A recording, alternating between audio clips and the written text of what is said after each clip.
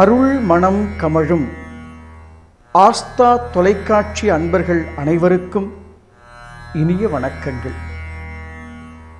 தத்தாத்ரேய மகரிஷியினுடைய மகத்துவமான அந்த திருப்பாதையிலே பயணப்பட்டு பாலும் தெளிதேனும் என்ற பாடலை கடந்து விஸ்வாமித்திர மகரிஷி அருளிச் சிறப்பித்த காயத்ரி மகா மந்திரத்தின் உட்பொருளை உணர்ந்து கொள்வதன் மூலம் பிறவி பெரும் பயனின் பிரம்மாண்ட வாசலுக்குள் நாம் மிகுந்த மகிழ்ச்சியோடு நுழையலாம்.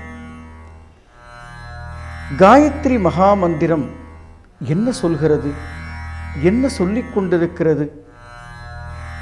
நான் உங்களுக்கு ஒரு விசிட்டிங் கார்டு கொடுக்கிறேன், அதாவது என்னுடைய முகவரி அட்டை. உங்களுடைய இல்லத்திலே இருந்து கொண்டு இந்த முகவரி அட்டையை கையில் வைத்துக்கொண்டு 100 முறையோ 108 முறையோ 1008 முறையோ அந்த முகவரியை திரும்பி திரும்பி திரும்பி திரும்பி படித்து கொண்டே இருந்தால் அல்லது ஓதிக்கொண்டே இருந்தால் எனது முகவரிக்கு உங்களால் வந்து சேர முடியுமா? 100 முறை அல்ல, 1000 முறை அல்ல, எத்தனை கோடி முறைகள் அந்த முகவரி அட்டை என்று சொல்லக்கூடிய விசிட்டிங் கார்டை வைத்துக்கொண்டு நாம் அதை ஓதிக்கொண்டே இருந்தால் எப்படி நாம் அந்த அட்டையில் இருக்கக்கூடிய விலாசத்திற்கு சென்று சேர முடியாதோ, அப்படித்தான் விஸ்வாமித்திர மகரிஷி இறக்கிச் சிறப்பித்த அற்புதமான மகா மந்திரமான பகவத்கீதையிலே ஸ்ரீ பரமாத்மா கிருஷ்ணன் சொன்னது போல் மந்திரங்களில் காயத்ரியாக இருக்கிறேன் என்று சொன்னாரே, அப்படியென்றால் அந்த மந்திரம் நமக்கு என்ன சொல்லிக் கொண்டிருக்கிறது? அந்த முகவரி அட்டை, அந்த விசிட்டிங் கார்டு என்று சொல்லக்கூடிய அந்த காயத்ரி மகா மந்திரம் என்ன போதித்து கொண்டே இருக்கிறது என்பதை உணர்ந்தால் பிறவி பெரும் பயனின் வாசலை அடையலாமா, அல்லது ஓதிக்கொண்டே இருந்தால் அந்த பிறவி பெரும் பயனை அடையலாமா? ஓதுவது தவறல்ல. எதற்காக ஓத வேண்டும் என்றால் உணர்வதற்காக ஓத வேண்டும். நாம் ஓதிக்கொண்டே இருக்கிறோமே, எத்தனை நூற்றாண்டுகள், எத்தனை 1000 ஆண்டுகள், எத்தனை காலங்கள் கடந்து வந்திருக்கிறோம். ஓதியதை உணர்ந்தோமா? உணர்வதற்கான சூக்ஷ்மத்தை அந்த மகா மந்திரம் சொல்லிக்கொண்டே இருக்கிறதே. அதை உலகத்தில் வந்த எத்தனை ரிஷிகளும் மகான்களும் எடுத்து வைத்திருக்கிறார்கள். அந்த நுட்பத்தை உணர்வதற்கு பெயர்தான் பிறவி பெரும் பயன்.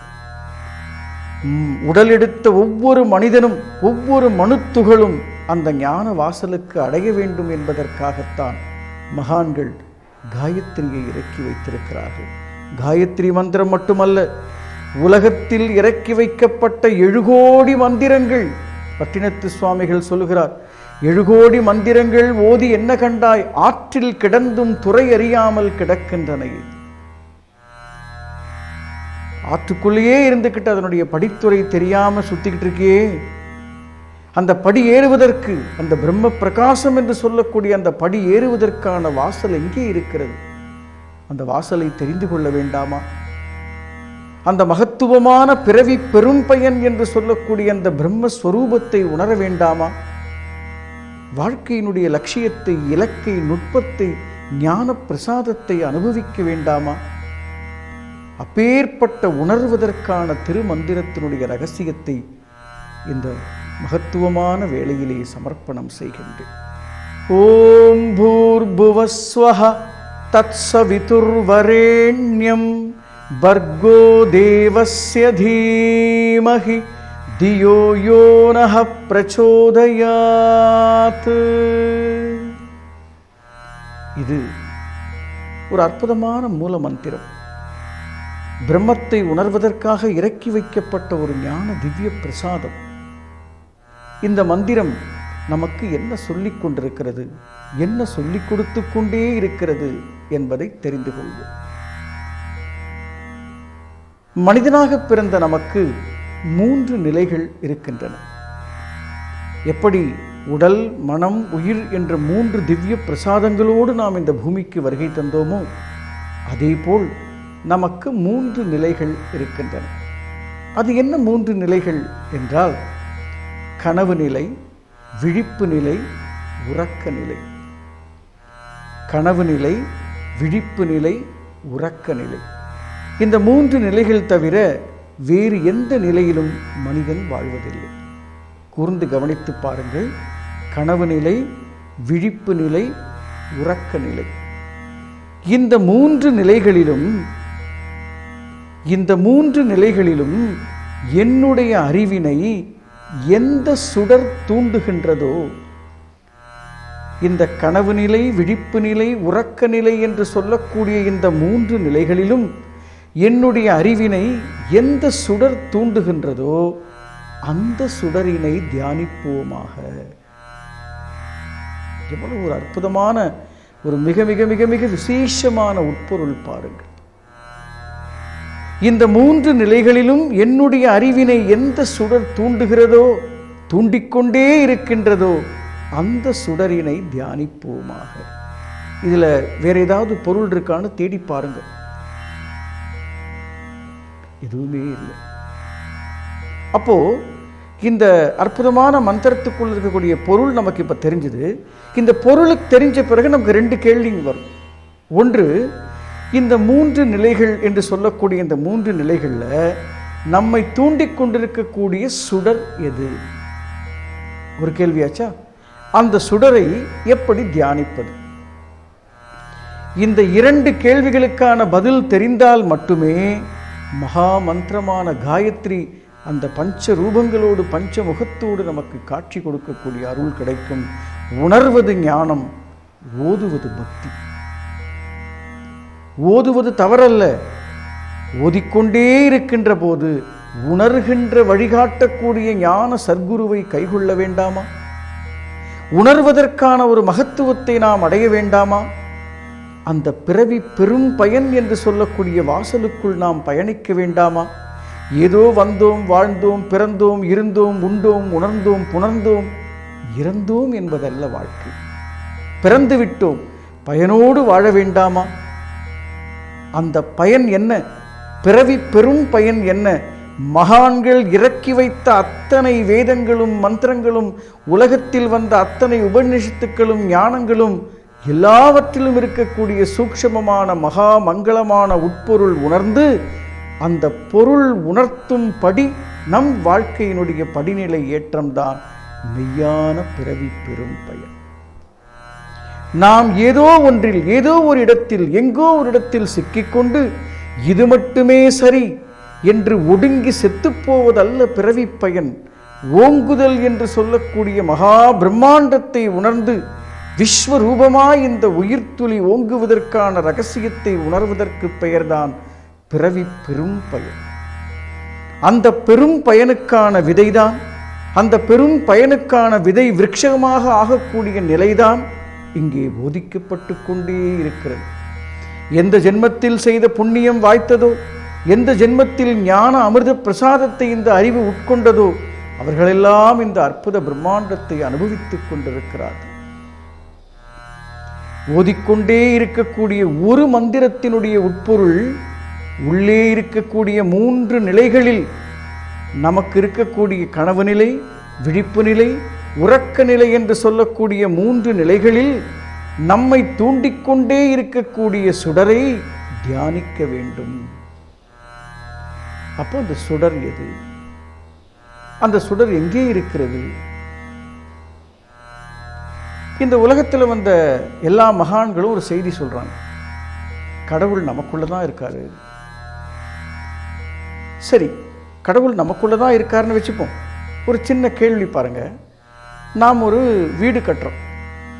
அந்த வீடு கட்டும் போதும் நம்மளுடைய படுக்கை அறையோ அல்லது பூஜை அறையோ நம்மளுடைய வசதிக்கு தகுந்த மாதிரி நல்லா அழகாக சொஃபிஸ்டிகேட்டடாக ஏசி போட்டு, டைல்ஸ் போட்டு, கிரானைட் போட்டு நல்லா அழகாக கட்டுவோம் இல்லையா?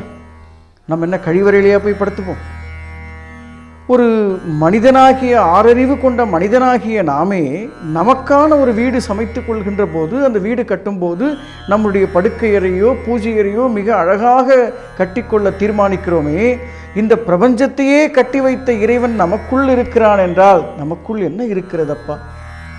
எலும்பு, சதை, இரத்தம், புலால், மாமிசம் கமழும் இந்த உடற்கூட்டிற்குள்ளே இறைவன் இருப்பானா? ஆனால் எல்லா ஞானிகளும் என்ன சொல்கிறார்கள்? எலும்பு, சதை, இரத்தம், புலால், மாமிசம் கமழும் இந்த கூட்டிற்குள் இறைவன் இருக்கிறான் என்று. அப்படி என்றால் எலும்பு, சதை, இரத்தம், புலால் இல்லாத ஒரு தேகம் நமக்குள் இருக்கிறது.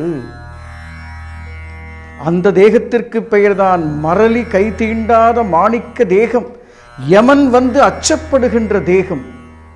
எந்த அக்னியிலும் எந்த மண்ணிலும் போட்டாலும் எரியாத, கருகாத, புதையாத அந்த வைர வைடூரிய மாணிக்க மரகத பொன்வட்ட சிம்மாசனம் என்று சொல்லக்கூடிய அந்த தேகத்தை அறிந்து, அந்த தேகத்திற்குள்ளே இருக்கக்கூடிய இந்த காயத்திற்குள்ளே இருக்கக்கூடிய திரியை தூண்டி அங்கே ஏற்றக்கூடிய தீபம்தானே காயத்ரி. அந்த மகா நுட்பமான நமக்குள் இருக்கக்கூடிய அந்த மகா மங்களம் நிறைந்த அந்த தேகத்தை சர்க்குருவின் முகமாக அறிந்து கொள்ள வேண்டும். அறிந்து கொண்ட பிறகு அந்த தேகத்தில் இருக்கக்கூடிய சுடரை தூண்ட வேண்டும். அது எரிய துவங்கும் போது, ஓங்க துவங்கும் போது அதனையே நினைத்து கொண்டிருப்பதற்கு பெயர்தான் தியானம். கண்களை மூடிக்கொண்டு எதையோ கற்பனை செய்து கொண்டிருப்பதல்ல தியானம். தியானம் என்பது பிறவி பெரும் பயன் என்ற வாசலை திறப்பதற்கான தியானத்தினுடைய சாவி நம் தேகத்திற்குள் இறைவன் பொதித்து வைத்திருக்கிறானே, எத்தனை அற்புதம் பாருங்கள். ஒரு மகத்துவமான மந்திரம், உலகம் தோன்றிய காலத்திலிருந்து இன்று வரை ஓதிக்கொண்டே இருக்கக்கூடிய மந்திரம், உணர்த்தும் ஞான நுட்பத்தை உற்று கவனியுங்கள். நமக்குள் இறைவன் இருக்கிறான். எப்படி இருக்கிறான்? எலும்பு, சதை, இரத்தம், புலால், மாமிசம் என்று சொல்லக்கூடிய எந்த விதமான கழிவுப் பொருள்கள் இல்லாத ஒரு அற்புதமான பஞ்சமய கோஷத்திலே ஆனந்தமயமாக நம் தேகத்திற்குள்ளே மையம் கொண்டிருக்கக்கூடிய அந்த பரம புருஷனை, அந்த பரமாத்மாவை அறிந்து கொள்வதற்காக இறக்கி வைக்கப்பட்ட மந்திரத்தை நாம் எதற்கு பயன்படுத்தி கொண்டிருக்கிறோம்? காயத்ரி மட்டுமல்ல, உலகத்தில் இறங்கிய எல்லா மந்திரங்களுக்குள்ளும் ஒரு உட்பொருள் இருக்கிறது. அந்த உட்பொருள் இதே செய்தியை தான் சொல்லிக் கொண்டிருக்கிறது. இதுதான் அதனுடைய அற்புதம்.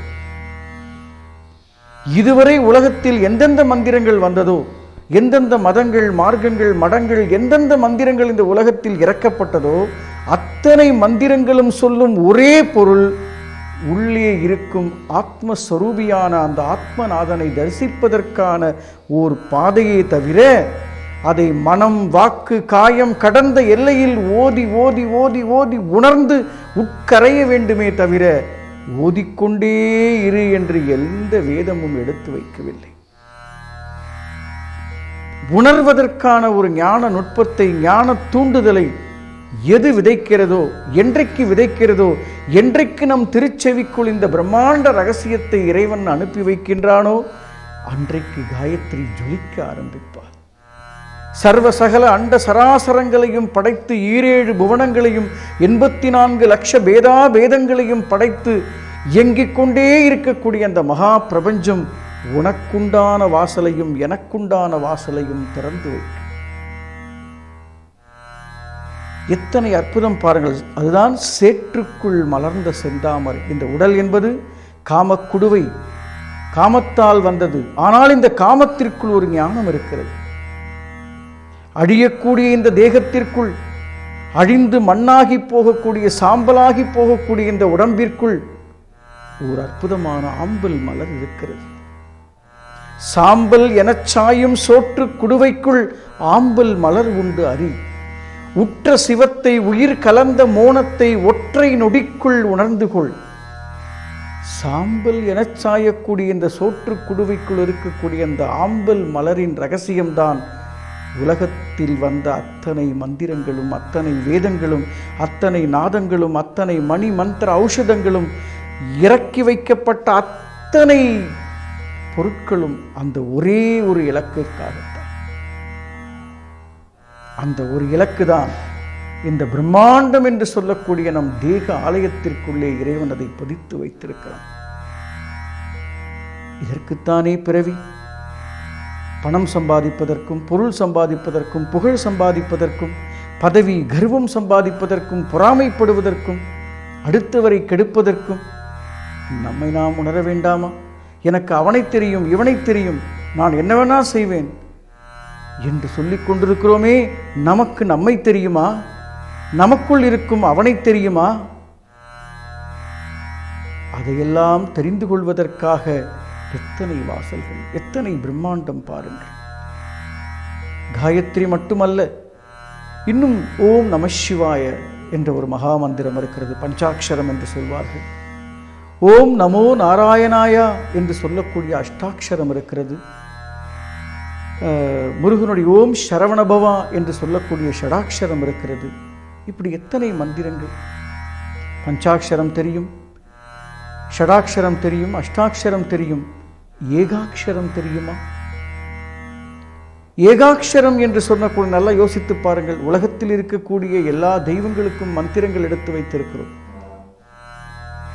எல்லா தெய்வங்களுக்குமான மந்திரங்களை உற்று கவனித்தால் அந்த பஞ்சாட்சரம் என்ன சொல்கிறது என்றால், ஷடாட்சரம் என்ன சொல்கிறது என்றால், அஷ்டாட்சரம் என்ன சொல்கிறது என்றால், ஏகாட்சரம் என்ன சொல்கிறது என்று கூர்ந்து கவனித்தால் எல்லா மந்திரங்களுடைய குறியும் இலக்கும் ஆத்மாவை குறிவைத்தே இருக்கிறது.